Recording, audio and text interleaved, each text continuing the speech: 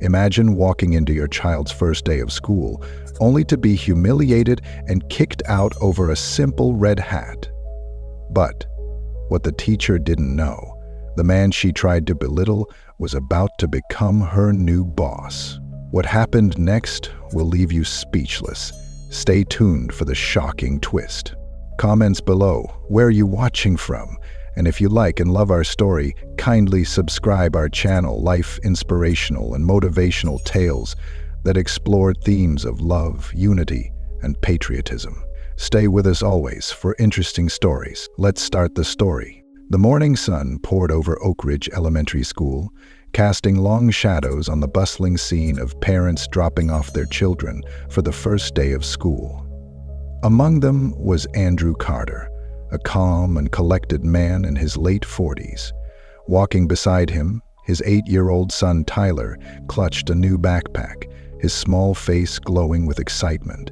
Both father and son wore bright red MAGA hats with "Make America Great Again" emblazoned in bold white letters. For Andrew, the hat was just an accessory, a piece of fabric with a slogan. But as they approached the school gates, neither of them could have imagined how quickly that hat would become the center of a storm.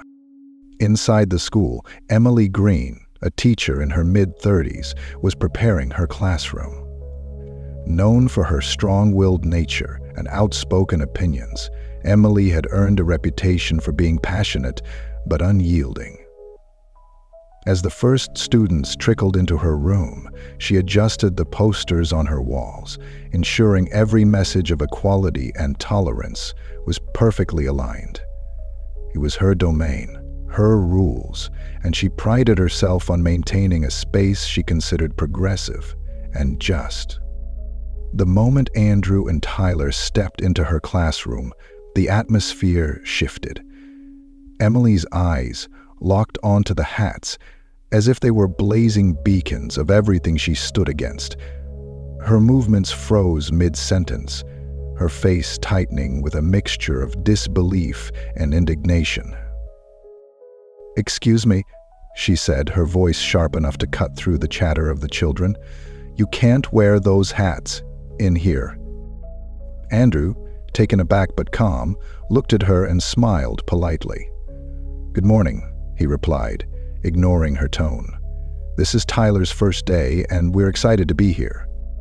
Emily crossed her arms, her posture rigid with authority. "I'm sorry, but that hat represents division, and I won't have it in my classroom. You'll need to remove them if you want to stay." Andrew knelt to Tyler's level, his voice steady. "Go find your seat, buddy. I'll take care of this." But Emily wasn't about to let it slide. "No," she interjected, her voice rising. "You can't just dismiss this. That hat stands for intolerance, and I won't allow it." The room grew tense. Tyler, still clutching his bag, looked up at his dad, confused. "Dad, are we in trouble?" Andrew placed a reassuring hand on his son's shoulder. "No, son, we're just having a misunderstanding." Emily's frustration boiled over. "A misunderstanding? This is about respect, and that hat is the opposite of it." Her voice carried across the room, drawing the attention of other parents and students. Andrew remained composed. "It's just a hat, Ms. Green. We're not here to debate politics. We're here for my son's education." Her face flushed red with anger. "Then you'll need to remove it," she snapped, pointing toward the door. "Or leave." Andrew's jaw tightened, but his voice stayed calm. "We're not leaving. My son has a right to be here." That was the breaking point. Emily stormed over to the intercom and pressed the button. "Security, we have a situation in room 12. Please send someone immediately." The class fell silent. Tyler clung to his dad's leg, his eyes wide with fear. "What's happening, Dad?" Andrew crouched down and looked his son in the eye. "Nothing you need to worry about, buddy. Just stay calm." Minutes later, 2 security guards arrived, their expressions betraying discomfort. Emily wasted no time pointing at Andrew and Tyler. "They're disrupting my classroom. They need to leave." All right, one of the guards hesitated. "Sir, maybe we could resolve this." Andrew held up a hand. "It's fine. We'll leave." "Did we do something bad, Dad? Was it like this when you went away to OKTT with my dad?" Andrew stopped, crouched down, and gripped his son's shoulders gently. "No, son, you didn't do anything wrong. Sometimes people make assumptions before they understand, but that's on them, not us." Tyler nodded, though his face was still clouded with confusion. Andrew's mind, however, was racing. The anger bubbling inside him was undeniable, but he knew this wasn't the time to lash out. He had a plan, and tomorrow things would be different. The next morning, the staff of Oak Ridge Elementary gathered in the auditorium for a meeting. Rumors buzzed about the new principal, who was set to make his first appearance. Emily Green, still basking in the glory of her victory the previous day, took a front-row seat, eager to impress the new boss. The doors at the back of the room opened, and in walked a tall, confident man, Andrew Carter. Gone was the casual father from the day before. Now he wore a sharp suit, his posture commanding. In his hand, he carried the very same MAGA hat that had sparked the previous day's confrontation. The room fell silent. Teachers exchanged wide-eyed glances, and Emily's face turned ghostly pale. Recognition hit her like a freight train. Andrew strode to the podium, placed the hat on it, and faced the room with a calm smile. "Good morning," he began, his voice firm yet approachable. "My name is Andrew Carter, and I'm honored to serve as your new principal." Gasps rippled through the room.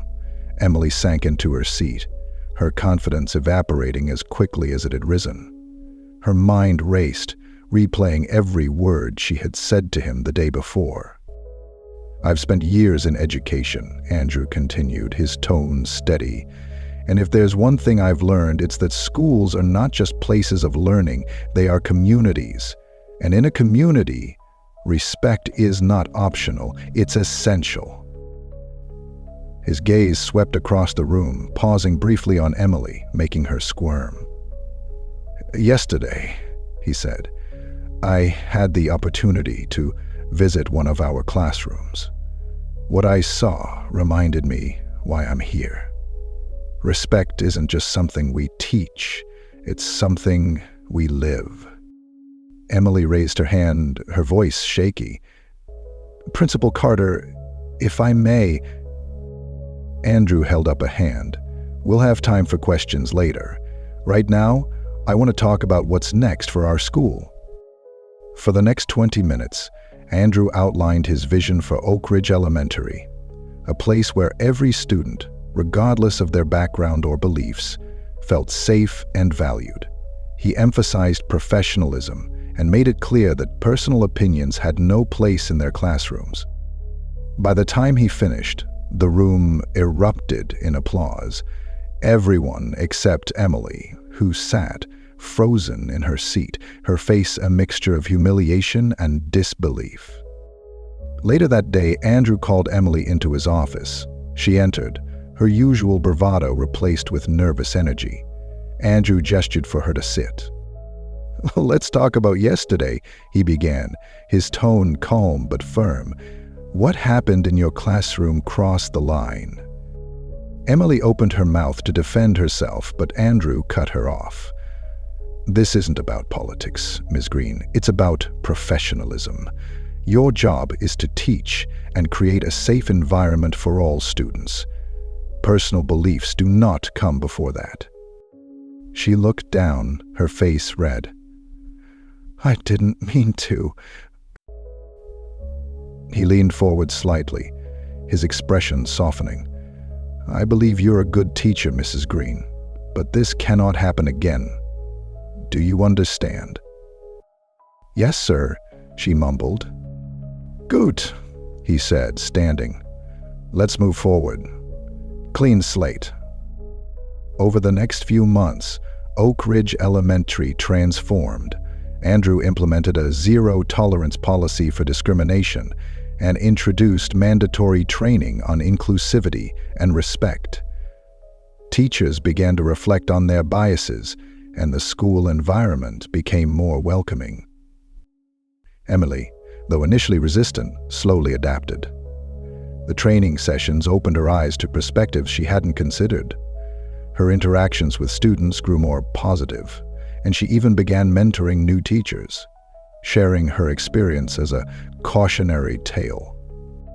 Andrew's leadership earned the admiration of staff and parents alike. His calm, steady approach inspired respect and created a culture of unity. The red MAGA hat remained on his desk, a quiet reminder of the lessons learned. By the end of the year, Emily approached Andrew to thank him. "I was wrong," she admitted, "and I'm grateful you gave me the chance to grow." Andrew smiled. "Everyone deserves a second chance, Miss Green. What matters is what you do with it."